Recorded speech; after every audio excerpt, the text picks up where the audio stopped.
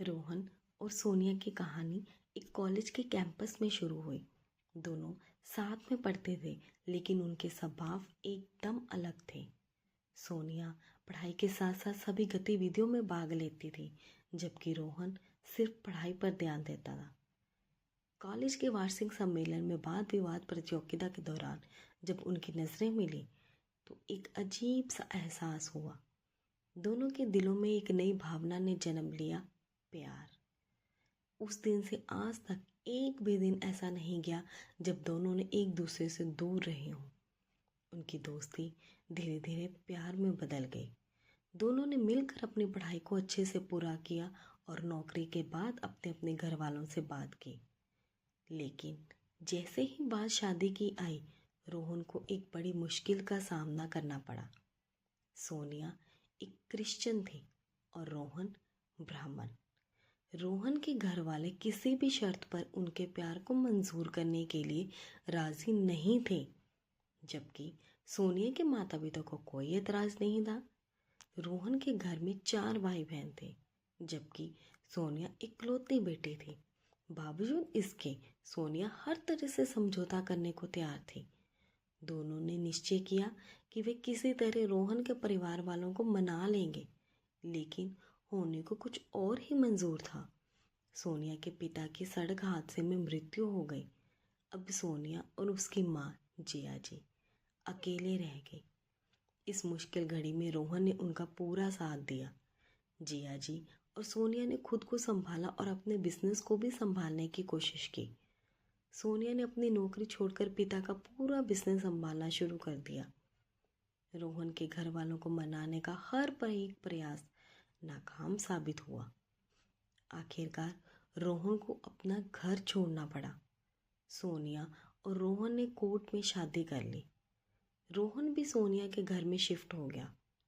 रोहन के परिवार वालों को सबसे ज़्यादा तकलीफ इस बात की हुई कि वह घर जमाई बन गया था, इसीलिए उन्होंने उससे सारे रिश्ते तोड़ लिए थे। हालांकि शादी के बाद भी दोनों ने घर वालों को मनाने की बहुत कोशिश की, लेकिन सब बेकार रही। रोहन के घर में उसकी कमी उसके दोनों भाइयों और बहनों से महसूस हो रही थी, लेकिन उसकी बहन चुपके से उससे बात कर लिया करती थी।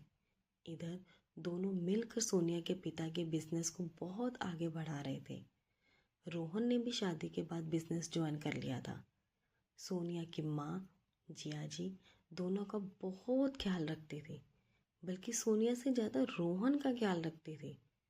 रोहन ने उनके जीवन में बेटे की कमी को पूरा कर दिया था। शादी के 2 साल बाद सोनिया ने खुशखबरी दी कि वह माँ बनने वाली है। तीनों बहुत खुश थे।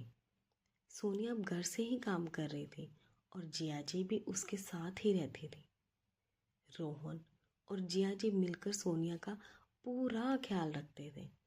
लेकिन फिर एक दिन सब कुछ बदल गया। 7वें महीने में अचानक सोनिया की तबीयत बहुत खराब हो गई। डॉक्टर को दिखाने पर पता चला कि बच्चे के साथ साथ बच्चा दानी में एक ट्यूमर भी विकसित हो गया है। उसे निकालना संभव नहीं था, क्योंकि इससे दोनों की जान को खतरा हो सकता था।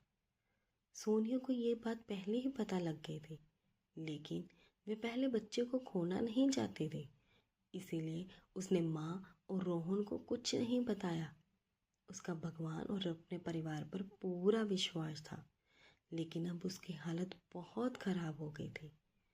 जिया जी ने रोहन को हिम्मत बंधाई और कहा, बेटा भगवान पर भरोसा रखो, सब ठीक होगा।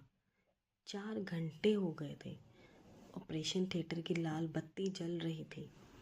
रोहन के आंसू बार बार छलक रहे थे, जबकि जिया जी आंखें बंद कर भगवान में जाप में लगी थी। तभी डॉक्टर ने आकर बताया कि बच्चे और माँ की कंडीशन थोड़ी खराब है।